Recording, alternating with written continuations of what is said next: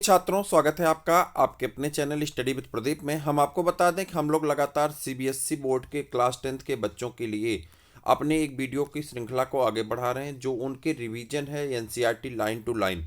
और इस रिवीजन श्रृंखला में बायोलॉजी का यह महत्वपूर्ण वीडियो आपके पास पहुंच चुका है। यह थर्ड पार्ट है, जिसमें आज हम लोग थर्ड पार्ट में चर्चा करेंगे। इसके पहले इन सभी टॉपिक्स पे हम आपसे चर्चा कर चुके हैं, इन सब के प्रश्नों को हम करा चुके हैं, जो भी इंपॉर्टेंट क्वेश्चंस बन सकते थे हम आपको बता चुके हैं। ट्रांसपोर्टेशन तक हम लोग डिस्कस कर चुके थे, हार्ट के चैम्बर, हार्ट के बारे में, वेना के बाद, सुपीरियर वेना के बाद, डाई सेप्टा सेप्टा ओप्टा, इन सब के बारे में हम आपको पढ़ा चुके हैं।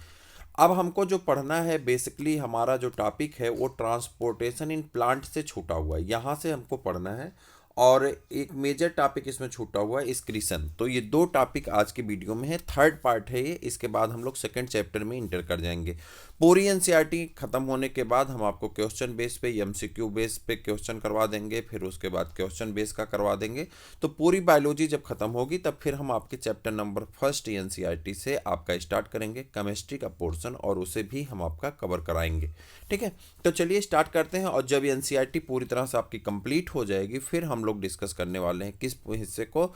तो उसके बाद हम लोग डिस्कस करेंगे जो है वीडियो क्लास के माध्यम से पूरे साइंस को हम लोग दोबारा से एक बार पढ़ने वाले हैं, जिसमें चैप्टर वाइज हम लोग एक एक करके पढ़ेंगे, chapter first to chapter last. ठीक, चलिए स्टार्ट करते हैं। पहले यहाँ पे कह रहा है ट्रांसपोर्टेशन इन प्लांट।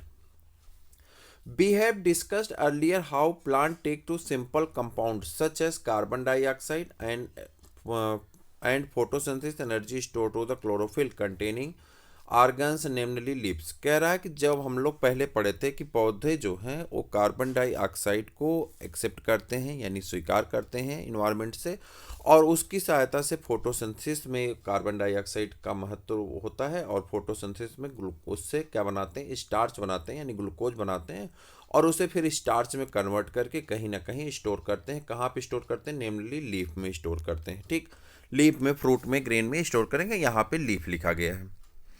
कर the other kind of the raw material, इसके अलावा भी कई उससे रॉ मटेरियल चाहिए होते हैं जो कि needed for the building plant body will also have to the taken up separately. कह रहा है इसके अलावा भी उसे कई ऐसे रॉ मटेरियल की आवश्यकता पड़ती है।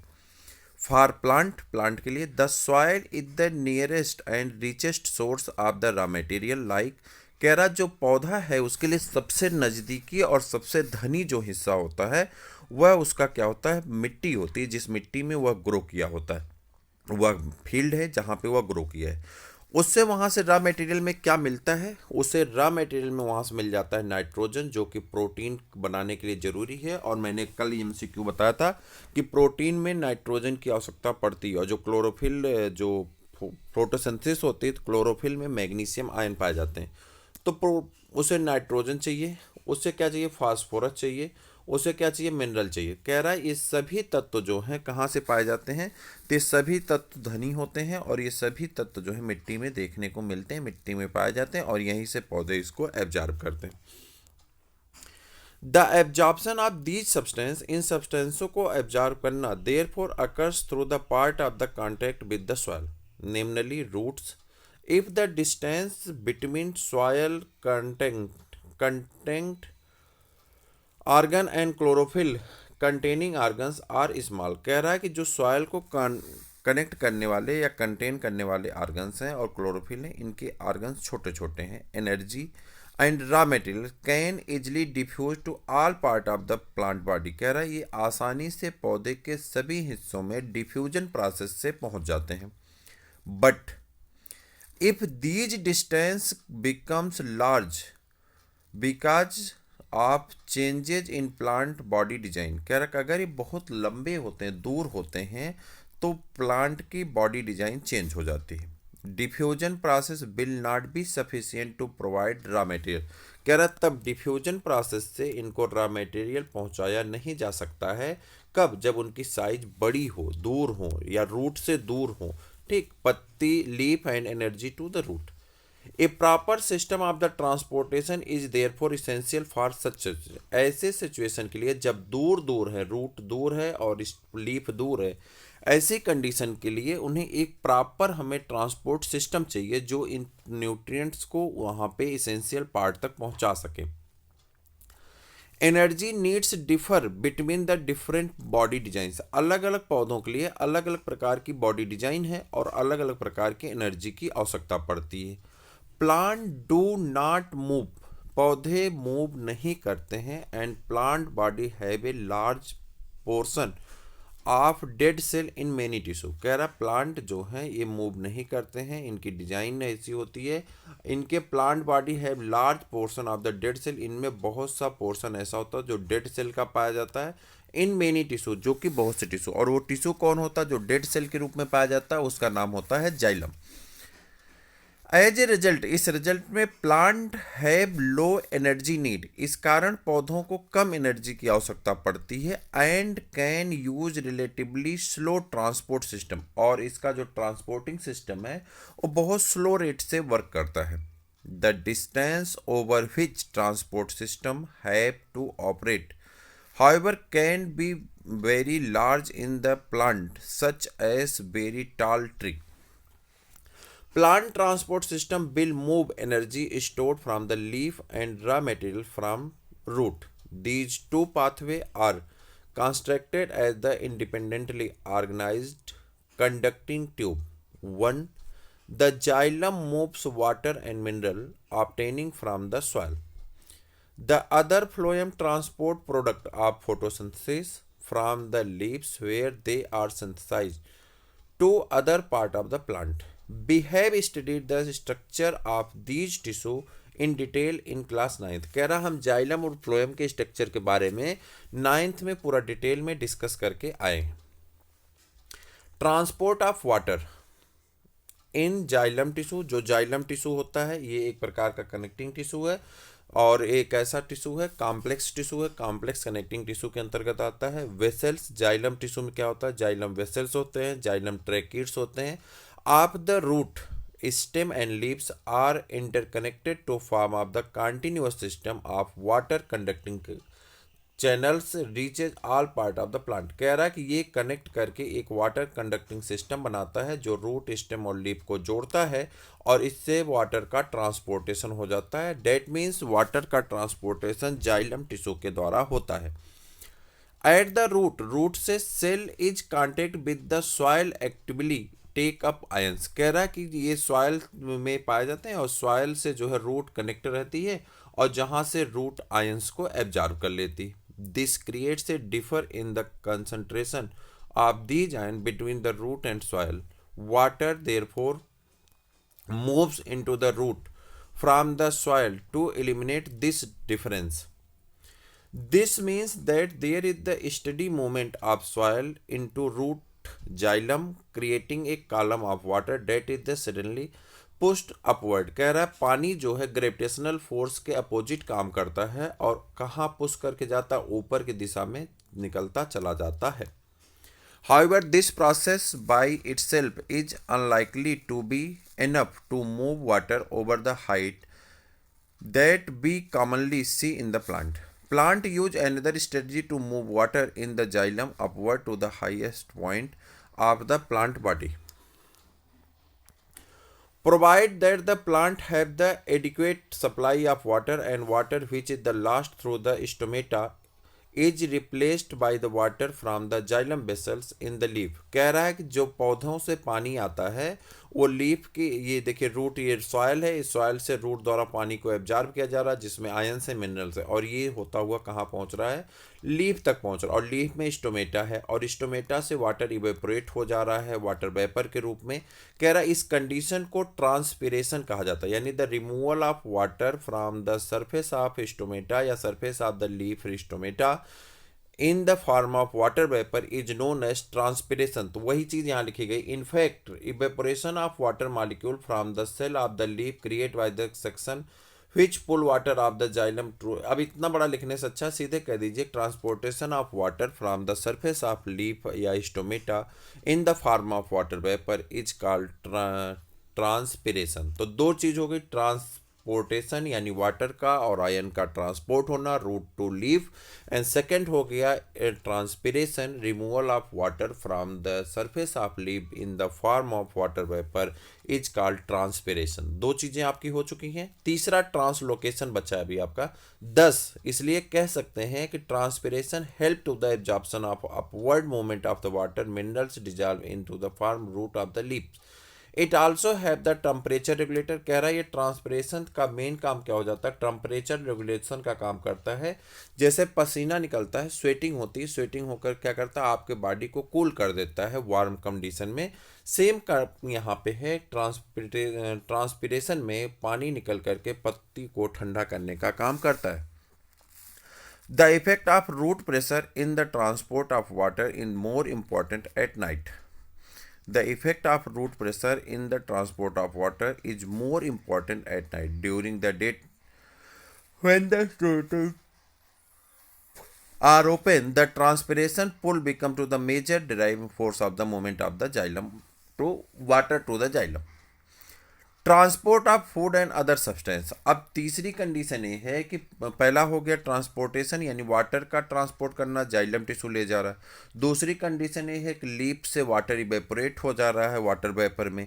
तीसरी कंडीशन ये है कि लीफ में जो प्रोडक्ट बन रहा है, फोटोसिंथेटिक प्रोडक्ट का फॉर्मेशन हो रहा है, वह प्रोडक्ट वहाँ पे कब तक रहेगा, इसलिए उस प्रोडक्ट को भेजना है। कहाँ भेजना है, प्लांट के पार्ट्स में। तो उससे जब भेजा जाता है बने हुए फूड पार्टिकल्स को, उसे क्या कहा जाता है, तो उसे कहते हैं ट्रांसलोकेशन, जो कि यहाँ पे दिया गया है। देखिए क्या क्या दिया गया है इसमें। So far we have discussed the transport of the water and mineral in the plant. Now let us consider how the product of the metabolic process, particularly photosynthesis, of the moved from the leaf where they are the formed. कह रहा पत्ती में बनने वाले photosynthesis से जो product बना वो कैसे मूव करके जाता है एक पार्ट से दूसरे पार्ट में। This transport of the soluble product of the photosynthesis is called translocation. यह जो सॉल्युबल पार्ट बना हुआ है फोटोसिंथेसिस में, इसके ट्रांसपोर्टेशन को हम लोग क्या कहते हैं, ट्रांसलोकेशन कहते हैं। और ये वास्कुलर टिश्यू जाइलम के द्वारा किया जाता है, माफ करिएगा, वास्कुलर टिश्यू फ्लोएम के द्वारा इसकी घटना को पूरी की जाती है। Beside the products of the photosynthesis the phloem transport amino acid. इसके अलावा फ्लोएम किसको ट्रांसपोर्ट करता है, अमीनो एसिड को, और भी कुछ सब्सटेंस का ट्रांसपोर्टेशन करता है। These substances are especially delivered to the storage organ of the roots, fruits and seed and to growing organs. The translocation of food and other substances take place in the sieve tube with the help of the adjacent companion cell both in upward and downward direction. Unlike transport of xylem, which can be largely explained by the simple physical force, the translocation is the phloem of the achieved by the utilizing energy. Transport materials like sucrose is transferred into phloem tissue using energy for ATP. This energy or osmotic pressure of the tissue causing water to move into it. This pressure move to the material in the phloem to tissue which have less pressure. The allow of the phloem to the move materials according to the plant needs. For example, in the spring sugar stored into the root of the stem tissue would be transported to the buds which need energy to grow. Last topic इस chapter की है जिसका नाम क्या है, excretion. अब excretion एक महत्वपूर्ण हिस्सा है चूंकि यहाँ से प्रश्न आपके पूछे जाते हैं। अलग अलग एनिमल में अलग अलग एक्सक्रीटरी ऑर्गन पाए जाते हैं।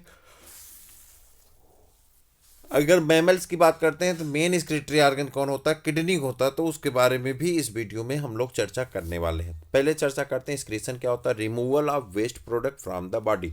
बॉडी से वेस्ट प्रोडक्ट यानी नाइट्रोजनस वेस्ट को रिमूव करने की जो प्रोसेस होती है उसी को एक्सक्रीशन कहते हैं। तो वहीं से शुरू करते हैं और देखते हैं क्या है। कह रहा we have already discussed how organism get right to gaseous waste generated during the photosynthesis or respiration. Other metabolic activities generated nitrogenous materials which need to remove, कह रहा और भी कुछ नाइट्रोजनस पदार्थ, गैसेस एक्सचेंज तो पहले पढ़ चुके हैं, कह रहा और भी बहुत सारे नाइट्रोजनस वेस्ट बनते हैं जिसे शरीर से रिमूव करना जरूरी होता है, जैसे यूरिया है, यूरिक एसिड है, अमोनिया है। ठीक है, तो इन्हें बॉडी में रखने से अच्छा इन्हें रिमूव करिए। The biological process involve in the removal of the harmful metabolic waste from the body is called excretion, कह रहा ऐसी बायोलॉजिकल प्रक्रिया जिसमें हम शरीर में बनने वाले नाइट्रोजनस वेस्ट को शरीर से बाहर निकाल देते हैं, उस घटना को हम लोग क्या कहते हैं, उस घटना को हम लोग एक्सक्रीशन कहते हैं। अगर आपको मान लीजिए डिफिनीशन नहीं याद है तो आप ये डिफिनीशन याद कर सकते हैं। Different organism use variety strategy to do this, कर अलग अलग एनिमल में अलग अलग स्ट्रेटजी अपनाई जाती है। मेनी यूनिसेलुलर ऑर्गेनिज्म, बहुत से यूनिसेलुलर ऑर्गेनिज्म जैसे अमीबा है, पैरामीशियम है, euglena, remove waste from the simple diffusion, वो अपने जो वेस्ट प्रोडक्ट है कैसे निकाल देते हैं, सिंपल डिफ्यूजन से। और सिंपल डिफ्यूजन कहाँ होता है, बॉडी सरफेस से सराउंडिंग वाटर में। As we have seen in the other process complex multicellular organism are a specialized organ performing to this function। अब जैसे अगर इसकी बात करते हैं, जो प्लेटेहेल्मिन्थेज के मेंबर होते हैं प्लेनेरिया, तो उसमें फ्लेम सेल पाई जाती है। अगर अर्थवॉर्म की बात करते हैं तो उसमें क्या पाया जाता है, उसमें ट्यूबुलर स्ट्रक्चर पाए जाते हैं जिसे हम लोग क्या नेफ्रीडिया कहते हैं। लेकिन हमें तो स्पेशली सिर्फ एक का पढ़ना, जिसका नाम क्या है, मनुष्य। तो मनुष्य की किडनी के पास आते हैं, ये मनुष्य की किडनी है। और ह्यूमन बीइंग की किडनी में देखिए, ये लेफ्ट रेनल ट्यूबुल्स हैं, ये लेफ्ट किडनी है, ये लेफ्ट रेनल वेन है, ऑर्टा है, लेफ्ट यूरेटर है, वेना केवा है, यूरिनरी ब्लैडर है और यूरिथ्रा है। ये पूरे बॉडी पार्ट्स हैं, यानी किडनी के पार्ट्स हैं। अब एक एक करके किडनी, ह्यूमन किडनी के बारे में हम लोग डिस्कस करते हैं। कह रहा था excretory system of human being, human being में जो स्क्रीटरी सिस्टम है उसमें क्या क्या पाया जाता है, include a pair of kidney, एक पेयर किडनी पाई जाती है लेफ्ट और राइट दोनों साइड में। ए पेयर ऑफ यूरेटर, दोनों साइड से निकले हुए एक एक यूरेटर पाए जाते हैं। ए यूरिनरी ब्लैडर, एक यूरिनरी ब्लैडर पाया जाता है और एक यूरेथ्रा पाया जाता है। Kidney are located in the abdomen, kidney कहाँ लोकेट होती है, एब्डोमेन साइड में लोकेट होती है। One on either side of the backbone, एक दूसरे साइड में, एक दूसरे के अपोजिट बैकबोन के दोनों साइड में पाई जाती हैं। Urine produce in the kidney passes through the ureter, जो किडनी में यूरिन बनता है उस किडनी के यूरिन को कहाँ पास कर दिया जाता है, यूरिनरी ब्लैडर में, और स्टोर किया जाता है ले जाकर के यूरिनरी ब्लैडर में, जहाँ से यूरेथ्रा के थ्रू बॉडी से बाहर निकाल दिया जाता है। How is urine produce, urine कैसे प्रोड्यूस होता है, कह रहा है the purpose of making urine is the filter out waste product from the blood, कह रहा ब्लड से इन फिल्टर को करना पड़ता है ब्लड को, और जो फिल्टर करने के बाद जो प्रोडक्ट बनता है उसी को यूरिन कहते हैं। Just as carbon dioxide is removed from the body of the lungs, nitrogenous waste such as urea, uric acid and ammonia remove from the kidney, कह रहा जैसे गैसेस एक्सचेंज में लंग्स से कार्बन डाइऑक्साइड को हम remove कर देते हैं, उसी प्रकार से किडनी से वेस्ट प्रोडक्ट में यूरिया और यूरिक एसिड को भी हम रिमूव कर देते हैं। It is then no surprise that the basic filtration unit in the kidney, कह रहा हमारे बॉडी की जो फिल्ट्रेशन यूनिट है किडनी की, उसे उसी प्रकार काम करती है जैसे कि हमारे लंग्स काम करते हैं गैसियस एक्सचेंज में। कह रहा like the lungs is the cluster of thin walled blood capillaries, each capillary cluster of the kidney associated with the cup shaped structure, कह रहा जो बहुत बहुत पतली पतली नलिकाओं में कप शेप स्ट्रक्चर में जाकर के क्वाइल्ड हो जाती हैं, और उस कप शेप स्ट्रक्चर को बाउमेंस कैप्सूल कहते हैं, और इस जो गुच्छा बनता है उसे ग्लोमेरुलस कहा जाता है। आर्टरीज के बंच को क्या कहते हैं, ग्लोमेरुलस कहते हैं। Each kidney has three number of these filtration unit called nephron, कह रहा कि इसमें जो है क्या पाए जाते हैं, लार्ज नंबर में फिल्ट्रेशन यूनिट पाई जाती हैं जिसे हम लोग नेफ्रॉन कहते हैं, एक दूसरे से जुड़े रहते हैं और तेजी से वर्क करते हैं। Some substance in the initial filtrate such as glucose, कह रहा शुरुआती के फिल्ट्रेट में सबसे पहले ग्लूकोज है, अमोनिया है, साल्ट है, major amount of the water है, सेलेक्टिव रीएब्जॉर्ब यूरिन, कह रहा है इन्हें दोबारा रीएब्जॉर्ब कर लिया जाता है, किसको किसको, ग्लूकोज को, अमोनिया को, शुगर को और साल्ट को और वाटर को रीएब्जॉर्ब कर लिया जाता है flow to the tube, tube में जाने के बाद। The amount of water reabsorb, जो वाटर रीएब्जॉर्ब कर दिया जाता है depend on the how much excess water there in the body, and how much into the dissolved waste through into the excrete. The urine formation in each kidney eventually enters to lung tube, the ureter, which connects the kidney with the urinary bladder. Urine is stored into the urinary bladder until to the pressure of the expanded bladders lead to the urge to pass out of the urethra, the bladders of the muscular. So it is ठीक। तो ये आपके urine को पास करता है। यहाँ आप देखिए एक प्रश्न आपसे पूछा जाता है कि differences between kidney nephron and एल्बोली। तो एल्बोली क्या है, बैग लाइक स्ट्रक्चर होता है, लंग्स में पाया जाता है और ये गैसेस एक्सचेंज करता है, ठीक। जबकि जो नेफ्रॉन है ये ट्यूबुलर स्ट्रक्चर है, किडनी में पाया जाता है और ये नाइट्रोजनस वेस्ट को रिमूव करता है। तो 3-3 पॉइंट लिख करके आपके 1 नंबर का प्रश्न बड़े आसानी से हो सकता है। ये हमारे नेफ्रॉन का स्ट्रक्चर है। हमारी किडनी में लगभग 13 लाख नेफ्रॉन एक एक किडनी में पाए जाते हैं। तो दोनों किडनी मिला के लगभग 26 लाख नेफ्रॉन आपके देखने के मिलते हैं। आपकी बुक में दिया 1.3 मिलियन नेफ्रॉन, ठीक। उसके बाद कह रहा है ग्लोमेरुलस होता है। ये ग्लोमेरुलस क्या है, एफरेंट और इफरेंट आर्टरीज और वेंस के जो बंच बनता है उसे को हम लोग ग्लोमेरुलस कहते हैं। ग्लोमेरुलस जिसमें रहता है उसे बाउमेंस कैप्सूल कहते हैं। इसकी जो ट्यूबुलर स्ट्रक्चर होती है तो इसमें 3 तरह की नलिकाएं बनती हैं, पीसीटी, डीसीटी और हेनले लूप का फॉर्मेशन हो जाता है। इस पोर्शन को हम लोग हेनले लूप कहते हैं। हालांकि आपके बुक में इसकी लेबलिंग नहीं है तो आपको ऐसी लेबलिंग देखने को भी मिलेगी नहीं।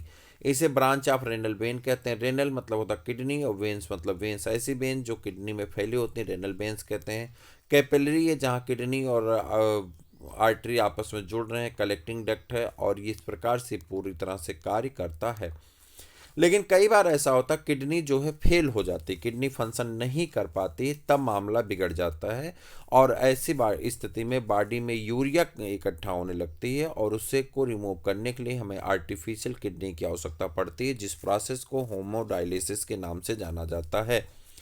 कह रहा kidney are the vital organ for survive. Kidney हमें सर्वाइव करने का एक विशेष अंग है। Several factors like infections, injury, restriction blood flow of the kidney reduce to the activity of the kidney. This lead to the accumulation of the poisonous waste of the body which can be lead to the death. कह रहा अगर ये poisonous waste हमारे body में इकट्ठा होते हैं तो ये डेथ भी काज कर सकते हैं। In case of the kidney failure an artificial kidney can be used. An artificial kidney is a device to remove nitrogenous waste product from the blood through dialysis.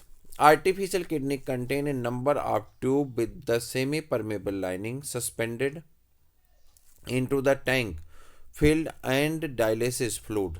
This fluid has the same osmotic pressure as the blood, except that it is divided to the nitrogenous waste. The patient of the blood is passed through these tubes. During this passage of the waste product from the blood pass into the dialysis through of the diffusion. तो कह रहा है ये artificial kidney लगा करके हम क्या काम करते हैं, उसे पास कर देते हैं और किडनी को जो कचरा है उस कचरे को साफ कर देते हैं और व्यक्ति ठीक हो जाता है, ठीक। Excretion of the plant. Plant में एक्सक्रीशन क्या होता है, अब कह रहा है प्लांट भी एक्सक्रीशन करते हैं। Plant are completely different strategy for the excretion than those the animal. कह रहा है एनिमल की तुलना में इसकी पूरी तरह से स्ट्रेटजी ही अलग है। Oxygen itself can be through as the waste product. कह रहा ऑक्सीजन इसके वेस्ट प्रोडक्ट के रूप में यहाँ से बाहर निकलता है, generated during to the photosynthesis. We have discussed earlier how plant deals with the oxygen as well as carbon dioxide. They can get right to the excess water कह रहा है excess water को transpiration में निकाल देता है, ठीक। Other waste plant such as fact that the many of the other tissue consist of the dead cell that may even lost some part of the leaves. कुछ पत्तियां यहाँ से अलग हो जाती हैं। Many plant waste product are stored into the cellular vacuoles. कुछ plant के वेस्ट प्रोडक्ट सेलुलर वैक्यूल्स में रखे जाते हैं। वेस्ट प्रोडक्ट में B stored into the leaf and fall off. Other waste product are stored at the resin and gums, especially is old xylem plant also excretes some waste substance into the soil around them. तो ये पूरा भैया आपका course है, पूरा आपका chapter है, ये चैप्टर पूरा आप पढ़ चुके हैं। कह रहा आर्गन डोनेशन, अगर आपके किसी भी रिलेटिव्स की किडनी खराब हो जाती है तो आप आर्गन डोनेशन कर सकते हैं, उसे आर्गन दे सकते हैं। तो ये आपका पूरा चैप्टर था। आई होप कि आपको कोई प्रॉब्लम इसमें नहीं आनी चाहिए। आप पढ़ लीजिए। 3 पार्ट्स में आपके चैप्टर नंबर फर्स्ट को कंप्लीट कर दिया गया, 2 पार्ट में चैप्टर नंबर सेकंड है, उसके बाद 2 3 पार्ट में 3 पार्ट मान चलिए चैप्टर नंबर थर्ड होगा, और चैप्टर नंबर 4 1 पार्ट है, चैप्टर नंबर 5 में 3 पार्ट है, यानी 3 3 6 3 9 और 2 11 12 पार्ट में आपकी पूरी बायोलॉजी कंप्लीट हो जाएगी। 12 पार्ट आप देख के जाइए, मैं आपको गारंटी दिलाता हूँ 30 में 30 नंबर आप लेकर के आएंगे। तो आज के लिए इतना ही, फिर मिलते हैं किसी और वीडियो में, तब तक के लिए इजाज़त दीजिए। जय हिंद।